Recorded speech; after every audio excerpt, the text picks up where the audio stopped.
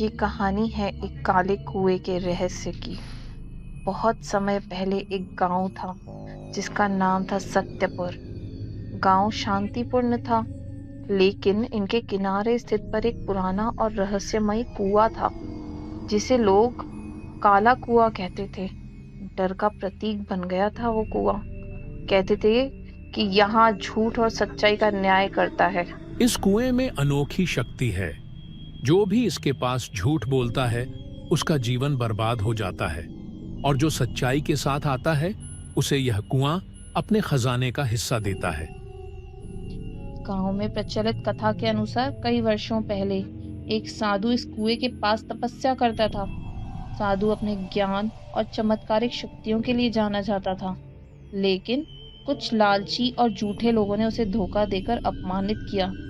तब साधु ने कुएं को श्राप दिया। इस कुएं में अब से सत्य और न्याय का निवास होगा। यह हर झूठ और लालच का हिसाब करेगा। जो सच्चे होंगे उन्हें यह पुरस्कृत करेगा, लेकिन झूठे और पापी इसकी सजा से नहीं बच पाएंगे। साधु की चेतावनी के बाद गांव वालों ने देखा कि कुएं के पास अजीब घटनाएं होने लगी। कई लोगों ने कुएं से अजीब आवाजें और रोशनी देखी। यह साधारण कुआं नहीं है, यहाँ कोई अदृश्य शक्ति निवास करती है। यह सच और झूठ का फैसला करती है। गांव में रमेश नाम का एक व्यापारी रहता था। वह चालाक और स्वार्थी था। उसने कई गांव वालों को धोखा देकर खूब पैसा कमाया था।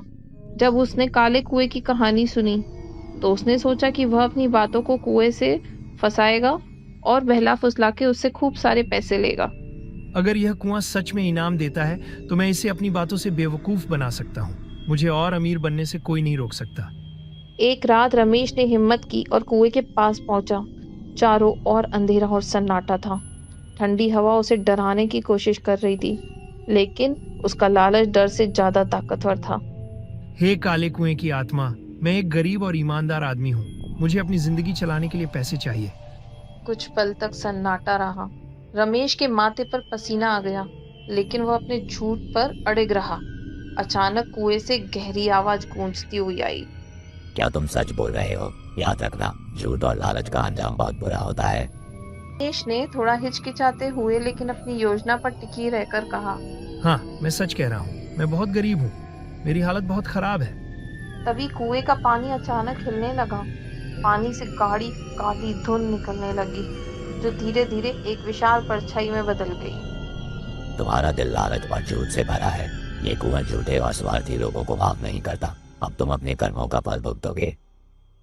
अचानक रमेश के चारों ओर अंधेरा छा गया। परछाई उसके पास आई और उसने उसे अपनी भयानक पकड़ में ले लिया। नहीं, मुझे माफ कर दो। मैं झूठ नहीं बोलूंगा। मुझे एक और मौका दो। लेकिन उसकी आवाज कुएं की गहराई में गूंजती रह गई। कुछ ही क्षणों में रमेश गायब हो गया।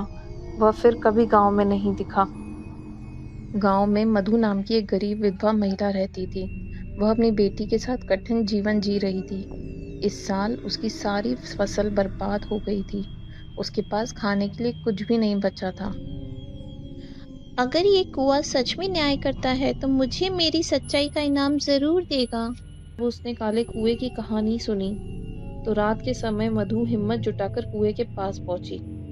ठंडी हवा और अंधेरा उसे डराने की कोशिश कर रहे थे, लेकिन अपनी बेटी की भूख का ख्याल उसे आगे बढ़ा रहा था। हे आत्मा, मैं एक गरीब विधवा हूँ। मेरी बेटी भूखी है। मैंने हमेशा मेहनत और सच्चाई का रास्ता अपनाया है। अगर आप मेरी मदद कर सकते हैं तो कृपया करके मेरी प्रार्थना सुने। कुछ क्षण तक शांति रही, फिर कुएं से गहरी गूंजती आवाज आई। क्या तुमने कभी किसी से झूठ बोला है? क्या तुम्हारा दिल सच्चा और पवित्र है? मैंने कभी किसी का बुरा नहीं चाहा। मैंने हमेशा सच बोला है और मेहनत की है। अचानक कुएं से एक चमकदार रोशनी निकली। वह रोशनी मधु के चारों ओर फैल गई। फिर एक सुनहरी परछाई प्रकट हुई और उसने कहा, तुम्हारी सच्चाई और ईमानदारी ने मुझे प्रसन्न किया है। कल सुबह अपने घर जाओ, तुम्हारे जीवन की कठिनाइयां खत्म हो जाएंगी। अगले दिन मधु ने देखा कि उसके आंगन में सोने के सिक्कों से भरा हुआ एक बर्तन रखा था। हे आत्मा, आपका धन्यवाद। आपने मेरी मेहनत और सच्चाई का इनाम दिया। मधु की कहानी सुनकर गांव वाले हैरान रह गए। उन्होंने महसूस किया कि झूठ और लालच का अंत बुरा होता है, लेकिन सच्चाई और ईमानदारी का फल हमेशा मीठा होता है।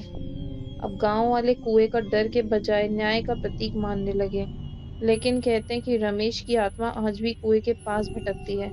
रात के समय अगर कोई झूठा व्यक्ति कुएं के पास जाता है तो वह रहस्यमय घटनाओं का शिकार हो जाता है।